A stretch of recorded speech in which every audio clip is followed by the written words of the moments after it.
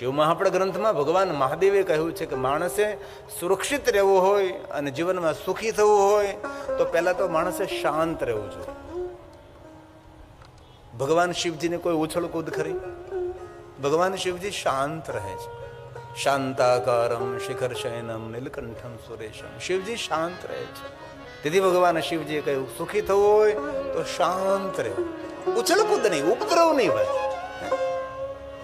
અને શાંત રહેવું એ માણસનો શ્રેષ્ઠ સદગુણ છે. અને દરેક સદગુણોનું દ્વાર કોઈ હોય તો શાંત રહેવું. દુનિયાના દરેક સદગુણોને જો આપણા જીવનમાં ગ્રહણ કરવા હોય તો માણસે શાંત રહેવું છે. અને બીજી વાત શિવજીએ સ્વયં કહી કે વધારે માણસે મૌન રહેવું જોઈએ. આ પહેલા દિવસનું લેસન છે, મારું નહીં, શંકર ભગવાનનું. શિવજી વધારે મૌન રહે છે. મૌન શા માટે ભાઈ? મૌન રહેવાથી રોગ પ્રતિકારક શક્તિ વધે. મૌન રહેવાથી માણસનું રૂપ વધે, માણસનું સૌંદર્ય વધે, માણસની આયુષ્ય વધે છે.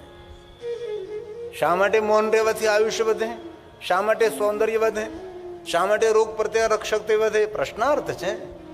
તો કે જ્યારે માણસ બોલે છે ત્યારે માણસ શ્વાસ લઈ શકતો નથી. તેથી તેના શરીરમાં ઓક્સિજન પ્રાણવાયુની કમી વર્તાય. તેથી બોલવાનો થાક લાગે. જે માઇકમાં બોલતા તેને પૂછવું જોઈએ બોલવાનો કેટલો થાક લાગે. 10 કિલોમીટર ચાલવું અને 1 કલાક બોલવું. તેથી જે માણસ બડબડ કરતો રહે એ માણસનું રૂપ જતું રહે. જે માણસ બહુ બડબડ કરતો રહે તે જલ્દી ગરડો થઈ જાય છે. કારણ કે જ્યારે તમે બોલો છો ત્યારે તમે શ્વાસ લઈ શકતા નથી. શ્વાસ લેવા માટે વધારે વચ્ચે ઊભું રહેવું પડે છે. તેથી માણસના શરીરમાં પ્રાણવાયુ ઓછો જાય એટલે માણસ જલ્દી કુરૂપ બનવા લાગે, જલ્દી વૃદ્ધ બનવા લાગે છે. એટલે બીજી વાત મૌન રહેવું. આ પહેલા દિવસનું લેસન છે. આ મારું નથી, મહાદેવનું છે. શંકર ભગવાન શાંત રહે છે, શંકર ભગવાન મૌન રહે છે. અને ત્રીજું, હંમેશા માણસે મધુર બોલવું. તમે જો શંકર ભગવાનનું પૂરું જીવન ચરિત્ર તમે સંભાળો, જુઓ જરા. ભગવાન શિવજી કોઈ દી કટુ વાક્ય નથી બોલ્યા. કોઈ પણ જગ્યાએ કોઈ ભણેલો માણસ શિવ મહાપડ ગ્રંથનું અધ્યયન કરી લે.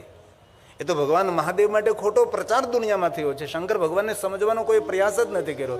મહાદેવ માટે જે સમાજની અંદર ગલત ફહેમી જે ફેલાણી છે, ખોટા વહેમો ફેલાણા છે. શંકર ભગવાન સમાજને ખોટે માર્ગે દોરનારો કોણ છે, કયા સંપ્રદાયના માણસો છે, કઈ વિચારધારા છે, બધું હું જાણું છું, હું કહી શકું છું. પણ મારે આ પીઠ ઉપરથી કોઈને નીચા પાડવાનું મારે જરૂર નથી. મારે ફક્ત મહાદેવને સમજાવવાનો પ્રયાસ કરવાનો છે. શંકર ભગવાન માટે ખોટી ધારણાઓ ઊભી કરી સમાજની અંદર. શંકર ભગવાનનું પૂરું જીવન ચરિત્ર તમે જો, શંકર ભગવાન કોઈ દી કટુ વાક્ય નથી બોલ્યા. હંમેશા મહાદેવજી મધુર બોલે, મીઠું બોલે છે. તેથી માણસે મધુર બોલવું. આ 3 નિયમો. અને ભગવાન શિવજીએ ચોથી વાત એ કરી છે કે માણસે કોઈ દિવસ કોઈની ગંદી વાત કરવી નહીં, ગંદી વાત સાંભળવી નહીં. શંકર ભગવાનનું પૂરું જીવન ચરિત્ર તમે જુઓ, ભગવાન શંકરજી કોઈ દિવસ કોઈના માટે નબળું નથી બોલ્યા. આ ચોથો નિયમ, કોઈની ખરાબ વાત કરવી નહીં, ખરાબ વાત સાંભળવી નહીં. આ શંકર ભગવાનના વચનો છે. અને 5મો નિયમ શિવ મહાપડ ગ્રંથનો ભગવાન મહાદેવે કહ્યો છે કે માણસે શુદ્ધ શાકાહારી રહેવું, પવિત્ર ભોજન કરવું, ભૂલથી પણ માંસાહાર ન કરવું, અને નિર્વ્યસની રહેવું. શુદ્ધ શાકાહારી, નિર્વ્યસની, આ ભગવાન શંકરજીનો સંદેશ છે. ભગવાન શિવજીના પૂરા ચરિત્રમાં તમે જુઓ, ભગવાન શંકરજીનો નૈવેદ્યનો કેટલો મહિમા છે. નૈવેદ્ય મતલબ ભોજન. ભોજન પવિત્ર તો વિચાર પવિત્ર, વિચાર પવિત્ર વાણી પવિત્ર, વાણી પવિત્ર વ્યવહાર પવિત્ર તો વિહાર પણ પવિત્ર છે. જે કંઈ આધાર છે એ ભોજન ઉપર આધાર છે. આખા જીવનનું ઘડતર ભોજનથી થાય છે. અને ભગવાન શિવજીની આજ્ઞા છે કે માણસે માદક દ્રવ્યનું સેવન ન કરવું. એ તો લોકોએ મહાદેવ માટે એવું ખોટું બોલ્યા છે કે ભગવાન શંકરજી ગાંજો ધતુરો ભાંગ. કોઈ તો મને શોધી દે ગ્રંથોમાંથી કે મહાદેવજી ગાંજો ધતુરો ભાંગ પીવે છે. શંકર ભગવાન માટે કેટલી ખોટી ધારણાઓ ઊભી થઈ છે. મહાદેવ સ્વયં કહે છે કે માદક દ્રવ્યનું સેવન કરે છે અને કહે કે હું મહાદેવનો ભક્ત છું. તો ભગવાન સ્વયં મહાદેવ કહે છે એ મારો અપરાધી છે. દક્ષિણી ગ્રંથોમાં ત્યાં સુધી કહ્યું ભગવાન શંકરજીને ચોરમાના લાડુ અર્પણ કરો તો ચોરમાના લાડુને ખસખસના બી ન ચોંટાડે. ખસખસના બી એ માદક દ્રવ્ય છે. હવે લોકો મહાદેવના નામે ગાંજો તુતરો ભાંગ પીવા લાગ્યા. કેટલી વિચારધારા ખોટી થઈ. તેથી ભગવાન શિવજીએ મનુષ્યના માટે કહ્યું શાંત રહેવું, મૌન રહેવું, મીઠી વાણી બોલવી, કોઈની ખરાબ વાત કરવી નહીં, સાંભળવી નહીં, નિર્વ્યસની રહેવું, શુદ્ધ શાકાહારી રહેવું. 5 નિયમો. જે માણસ પોતાના જીવનમાં અનુસરણ કરે છે તેના જીવનમાં કાંઈ બદલાવ દેખાય છે, કાંઈક અલગ લાગે છે. તમે જોજો, આજ ઘરે જઈને તમે મૌન થઈ જાવ. લ્યો, એક શબ્દ તમારા ઘરે જઈને નહીં બોલો, તરત ઘરના લોકો બોલવા લાગે, કેમ આ દાદા એટલું બધું બોલતા હતા આજ કેમ મૂંગા થઈ ગયા છે? દાદા ઘરમાં પગ મૂકી જાય, બરણા પાડતા હતા, ના દાદા આજ મૌન થઈ ગયા. તરત ઘરના લોકોને ખબર પડે કે જરૂર ભગવાનની કથાનું શ્રવણ કર્યું છે, કાંઈ ને કાંઈ અસર થાય છે. બહેનો પણ ઘરે જઈને મૌન થઈ જાય, શાંત થઈ જાય, એકદમ શાંત રહે, શાંતિથી બોલે, મીઠી વાણી બોલવા લાગે, તો ઘરના લોકોને તરત ખબર પડે કે કોઈને કોઈ તો બદલાવ દેખાય છે. અને કથા સાંભળ્યા પછી પરિવર્તન થવું જ જોઈએ. અને પરિવર્તન ન થાય તો આપણું વર્તન સુધરે ને તો વર્તમાન કેવી રીતે સુધરે, અને તો ભવિષ્ય કેવી રીતે નિર્માણ થાય આપણું. આ મહાદેવની કથાનો પ્રારંભ થાય છે. ધન્ય શિવ મહાપણસે કથા પરમ પાવન યસ્ય શ્રવણ માત્ર ને પાપયા ન પે મુક્તિ. એ મનુષ્ય મુક્ત બની જાય છે. જે કોઈ કથાનું શ્રવણ કરે પછી પાપી હોય કે પછી પુણ્યવાન હોય, એવું શું પણ નથી પુણ્યવાન માણસોને જ મુક્તિ મળે. અને એવું પણ નથી કહ્યું કે પાપી માણસો જ કથા સાંભળે. કોઈ પણ વ્યક્તિ જે કથાનું શ્રવણ કરે છે એ મુક્તિનો અધિકારી છે. અને જે ભગવાન મહાદેવની કથા સાંભળે સજીવન મુક્ત ઉચ્ચતે. એ મનુષ્ય જીવિત છે તો પણ એ મનુષ્યને મુક્ત સમજો. મુક્તિ એટલે મર્યા પછી કઈ ગતિ થાય એ મુક્તિની વાત નથી. મુક્તિનો અર્થ શિવ મહાપણમાં કર્યો છે, માણસને રોગમાંથી મુક્તિ મળે, દ્વેષમાંથી મુક્તિ મળે, ક્રોધમાંથી મુક્તિ મળે છે, દુર્ગુણોમાંથી મુક્તિ મળે છે, કરજો થયો હોય તેમાંથી મુક્તિ મળે છે, બંધનમાંથી મુક્તિ મળે. મુક્તિનો એક જ અર્થ આપણે પકડી લીધો, કોઈ મર્યા પછી કોઈ ગતિ થતી છે તેને મુક્તિ કહેવાય છે. મુક્તિનો અર્થ શિવ મહાપણ ગ્રંથમાં ભગવાન વિષ્ણુજી દેવતાઓની સામે કર્યો છે કે દેવતાઓ મુક્તિ એટલે સ્વતંત્રતા, પરાધીનતા નહીં, પરતંત્રતા નહીં. મુક્તિનો અર્થ થાય છે જીવ સ્વતંત્ર બને છે. એ દેવલોકમાં પણ રહી શકે, દેવીલોકમાં રહી શકે, સર્વલોકમાં વિચરણ કરી શકે છે, જન્મ પણ લઈ શકે, અજન્મ પણ રહી શકે છે. આને મુક્તિ કહી છે. અને જીવિત જે માણસ રોગમાંથી, શોકમાંથી, આધિમાંથી, ઉપાધિમાંથી, વ્યાધિમાંથી, કરજામાંથી, દુઃખમાંથી, પીડામાંથી, રોગમાંથી જે મુક્ત બને છે તેને પણ મુક્તિ કહી છે. તેથી મુક્તિ શબ્દનો અર્થ આપણે એટલો સીમિત લઈ લીધો. મુક્તિ એટલે મર્યા પછી કઈ ગતિ થતી છે, મર્યા પછી શું થાય ખબર નથી, હજી કોઈનો સંદેશ નથી આવ્યો. રોજ આપણે ભગવાનને પ્રાર્થના કરો કે હે ભગવાન, કોઈ તો મોબાઈલ લઈને મરે, જેથી કરીને ત્યાં જઈને કઈ સંદેશા તો આપણને મોકલે, ફોટા તો મોકલે કે જો ભાઈ અહીંયા આવી મુક્તિ છે, તમે બધું સારું સારું કરજો. અહીંયા અમે જો આવ્યા છીએ, મોબાઈલ ફોન લઈ તમને જો ઓનલાઈન બધું દેખાડીએ છીએ, જો સેલ્ફી પાડી, યમરાજાની સાથે સેલ્ફી પાડી છે, યમરાજાના દૂતો સાથે સેલ્ફી પાડી છે, પણ એ બનતું જ નથી એવું છે.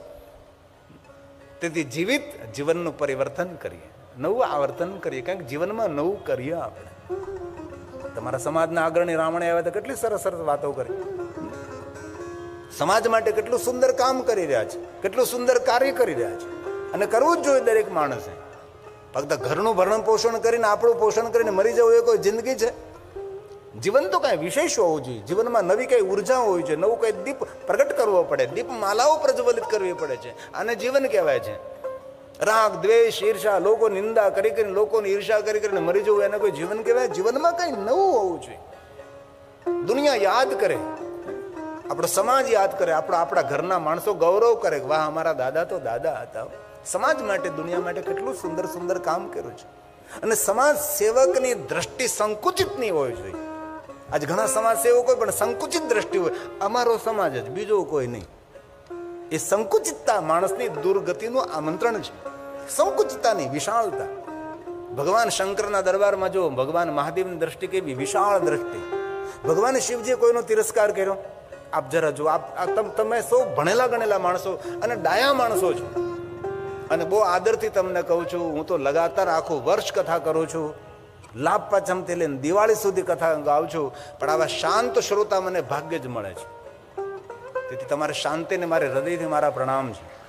મૌનથી ને ચાતકની જેમ ભગવાનની કથાનું શ્રવણ કરનારા શ્રોતાઓ બહુ ઓછા, પણ કોલાહલ કરતા હોય, વાતો કરતા હોય, મોબાઈલમાં ફાફા મારતા હોય, મોબાઈલને ખબર નહીં શું કરતા હોય, રામ જાણે. પણ એટલું યાદ રાખજો, મોબાઈલને પકડી રાખશો તમારું કલ્યાણ થાય કે ન થાય મને ખબર નથી, પણ મહાદેવને પકડી રાખશો ને તો તમારું તમારા પરિવારનું કલ્યાણ થાય. સર્વ રીતે મંગલ, સર્વ રીતે મંગલ, સર્વ રીતે આપણું શુભ થશે. તેથી મહાદેવને પકડી રાખજો. ભગવાન મહાદેવની કથા ગાવામાં આવે છે, ત્યાં કોઈ પોતાનો પગ મૂકે પણ પરમધામનો અધિકારી છે. તેથી ધન્ય છે જે ભગવાનની કથાનું શ્રવણ કરે છે. કૃતાર્થોમ કૃતાર્થોમ પુનઃ પુનઃ. ક્યારેક ક્યારેક આપણા જીવનને આપણે કૃતાર્થ માનવું જોઈએ કે આજે હું આજે કેટલા કામો હતા, બધા કામો છોડીને હું આજે ભગવાનની કથા સાંભળું છું. ક્યારેક ક્યારેક પોતાની જાતને પણ કૃતાર્થ માનીએ. બીજા લોકો આપણી પ્રશંસા કરે એના કરતા આપણે સ્વયં આપણે મન આપણી પ્રશંસા કરી કે આજે હું કેટલો ભાગશાળી જીવ છું. એ કેટલા બધા કામો બધા છોડી દીધા છે, કેટલું બધું આદરું હતું બધું છોડી દીધું છે, અને આજે હું કેટલો શાંતિથી ભગવાનની કથાનું શ્રવણ કરું છું. કૃતાર્થ હું કૃતાર્થ, હું કૃતાર્થ છું. ધન્ય ધન્ય કથા શંભો. કથા તો ધન્ય છે જ. સ્તવમ ધન્યો એવા. કથા કહેનાર ધન્ય છે, કથા સાંભળનાર ધન્ય છે. યદા કર્ણન માત્ર શિવલોકમ વ્રજે નરઃ. જે કોઈ ભગવાન મહાદેવની કથાનું શ્રવણ કરે છે, મનુષ્ય ભગવાન મહાદેવના લોકમાં વિચરણ કરે છે. શિવલોક એટલે ગંભીરા પછી દોરડા બાંધીને લઈ જાય એ શિવલોક નથી. શિવલોકનો અર્થ છે જેના હૃદયમાં સૌ પ્રત્યે કલ્યાણનો ભાવ, કોઈ પ્રત્યે દ્રોહાગ્રહ નહીં. લોકાનામ હિત કામે, જગત હિત માટે જેનું જીવન હોય છે એ જીવતા જીવ શિવલોકમાં. શિવ શબ્દનો અર્થ કલ્યાણ છે. જેની વાણીમાં, જેની વહેણી કહેણીમાં, જેના વિચરણમાં, જેના વ્યવહારમાં સૌના કલ્યાણનો ભાવ હોય એ ભગવાન મહાદેવના લોકમાં જીવી રહ્યો છે. આપણે તો એવું સમજીએ કે શિવ પૂજા એટલે બિલોપત્ર ચડાવવા, પુષ્પ ચડાવવા, દૂધ ચડાવવું, જલ ચડાવવું, એ તો જરૂર, એ તો ક્રિયાઓ છે. શિવ પૂજા કોને કહી? જેના હૃદયમાં સૌના કલ્યાણનો, મારો સમાજ સુખી થાય, જીવ માત્રને સુખ મળે, દુનિયાને સૌને સુખ મળે, એ શિવ પૂજા છે. શિવલોક કોને સમજો? શિવલોક એને કહેવાય છે જેના હૃદયમાં સૌના પ્રત્યે કલ્યાણનો ભાવ હોય, શત્રુઓના પ્રત્યે પણ કલ્યાણનો ભાવ, દુશ્મનો પ્રત્યે પણ સદભાવ. આને શિવલોક કહ્યો છે. આપણે તો હગા ભાઈ પ્રત્યે કલ્યાણનો ભાવ નથી રાખતા, સગા સંબંધીઓ પ્રત્યે પણ કલ્યાણનો ભાવ નથી રાખતા. જીવ માત્ર પ્રત્યે જે સદભાવનું વર્તન કરે છે એને શિવલોક કહ્યો છે. શિવલોકમ વ્રજન. અને જીવનની લહેર લૂંટી હોય તેમાં છે. રાગ દ્વેષ ઈર્ષામાં કોઈ મજા નથી. બીજા પ્રત્યે દ્વેષ રાખે ક્યાં કેટલા વર્ષ રહેવાનું? કેટલા વર્ષ માણસ 80 વર્ષ રહે, 90 વર્ષ રહે, 100 વર્ષ, 110 વર્ષ, 120, કેટલું કઈ રહેવાનું માણસ? તેથી જીવનને બહુ સંભાળીને જીવવું જોઈએ માણસ. એ આપણા પુરાણો કહેવા માંગે છે. શિવલોકનો અર્થ થાય છે સૌના પ્રત્યે હૃદયમાં કલ્યાણનો ભાવ, અને શિવલોક કહ્યો છે. અને જીવનનું લક્ષ્ય તો ધન, સંપત્તિ, વૈભવ, જમીન, જાગીર, પદ, પદવી, છોકરા, વિસ્તાર, સમાજ નહીં. જીવનનું લક્ષ્ય છે શિવ પ્રાપ્તિ ભવે. મારું કલ્યાણ કઈ રીતે થાય એ જીવનનું લક્ષ્ય હોવું જોઈએ. શિવ પ્રાપ્તિ એટલે સ્વયં ભગવાન શિવ મળે એમ નહીં. શિવ પ્રાપ્તિ ભવે તો અર્થ થાય છે હૃદયની અંદર, મારા જીવનમાં, મારા જીવન વિચરણમાં મારું કલ્યાણ કેવી રીતે થાય એ જીવનનું લક્ષ્ય હોવું જોઈએ. અને લક્ષ્ય ક્યાંથી મળે? શ્રવણ પ્રીતિ લાલચા. જેના હૃદયમાં ભગવાન મહાદેવની કથા સાંભળવામાં પ્રેમ હોય, પ્રીતિ હોય, શ્રવણ પ્રીતિ, એ માણસને લક્ષ્યની પ્રાપ્તિ થાય છે. તેથી જે કંઈ હું કથા કહીશ, તમારું ચિત્ત, તમારું મન, તમારી વિચારધારા ભગવાન શિવની સાથે જોડાય એ રીતે હું કથા કહીશ. સૂત્રાત્મક ને શ્લોકાત્મક, સર્વ સિદ્ધાંત નિષ્પન્નમ, એ ભગવાનની કથા છે. જરૂર કથાના પ્રારંભમાં કહ્યું બે કથા સાંભળો, રાસો યત પૂર્ણમ અગ્નિષ્ટમ શતે નથ તત્પૂર્ણમ લભતે કથા શંભો, કથા શ્રવણ માત્રતઃ. આ બધું કહ્યું છે કે જે કોઈ કથા સાંભળે છે રાસુ યજ્ઞ કરવાનું પુણ્ય મળે છે. અગ્નિષ્ટોમ શતેન સેંકડો યજ્ઞ કરવાનું પુણ્ય મળે. તત્પુણ્યમ લભતે શંભુ. શંકરજી તેને આવા બધા પુણ્યો આપે છે. ક્યારે મળે? કથા શ્રવણ માત્રતઃ. ભગવાનની કથા સાંભળવાથી આવા મોટા મોટા યજ્ઞો કરવાનું પુણ્ય મળે. કથા ભવતે યદ ગૃહે તીર્થ ભૂતમિ તદગેહમ. જ્યાં ભગવાનની કથા થતી હોય તીર્થો દોડતા દોડતા આવે. તેથી વસતામ પાપનાશનમ. તીર્થોનું આગમન થાય એટલે અંજવાળું થાય, અંજવાળું થાય એટલે અંધારું જતું રહે. આ ભગવાનની કથાનું શ્રવણ કરવાથી અશ્વમેઘ સહસ્ત્રાણી વાચપે શતાની છે. કરોડો કરોડો યજ્ઞ કરવાનું પુણ્ય આ કથા સાંભળવા માત્રથી પ્રાપ્ત થાય છે. અને જે કોઈ કથા સાંભળે ચતુર્વર્ગ પ્રદમ શૈવમ, તેને 4 પુરુષાર્થોની પ્રાપ્તિ થાય. ધર્મ અર્થ કામ અને મોક્ષ. ચરિત્રમ દેવદેવસ્ય મહાદેવસ્ય અપારમ પરમોદારમ ચતુર્વર્ગ સાધનમ. તેને ધર્મ અર્થ કામ મોક્ષ માગવા માટે ન જવું પડે. આપોઆપ ધર્મ અર્થ કામ અને મોક્ષની પ્રાપ્તિ થાય. ક્યાંથી? ચરિતમ દેવદેવસ્ય મહાદેવસ્ય. ભગવાન શિવનું જે ચરિત્ર સાંભળે છે, શ્રવણ કરે, સમજે છે અને સ્વીકારે છે, તેનું સર્વ પ્રકારે કલ્યાણ થશે. આવું શિવ મહાપડ ગ્રંથની અંદર કહ્યું છે. તેથી મનુષ્ય માત્રે ભગવાન મહાદેવની કથાનું શ્રવણ કરવું જોઈએ અને કથા સાંભળવાનું ફળ મળે. ફલમ વક્તુ ન શક્નોમિ. મહાદેવની કથા સાંભળવાનું જે ફળ મળે છે, પુણ્ય મળે છે, તેનું વર્ણન કોઈ કરી ન શકે. ફલમ વક્તુ શકનું. તેનું વક્તવ્ય ના આપી શકાય. જો કથા સાંભળવાથી ફળ ન મળે આપણને ખબર નથી. ભાઈ આંબો વાવો જરૂર તમને ફળ મળે, કેરી મળે. જામફળ વાવો જામફળ મળે તમને. કથા સાંભળવાથી ફળ મળે કે ન ફળ મળે તેની ખબર નથી. પણ જે માણસ હૃદયથી કથા સાંભળે તેનું નિષ્ફળ જીવન ન હોય. પાકી વાત છે. જીવન નિષ્ફળ ન બને. ફળની શું અપેક્ષા? જીવન નિષ્ફળ ન જાય તેની સંપૂર્ણ ધારણા આપણી હોવી જોઈએ. આ તો ફળ મળે, અરે ફળ ને જવા દે ને ભાઈ. જીવન નિષ્ફળ ન જાય, ફેરો નિષ્ફળ ન જાય તેની કાળજી રાખવાની છે. એટલા માટે જીવન, અને જીવન બહુ ગંભીરતાથી જેવું છે. શમશાનમાં ક્યારેક કોઈક મરદાને બળ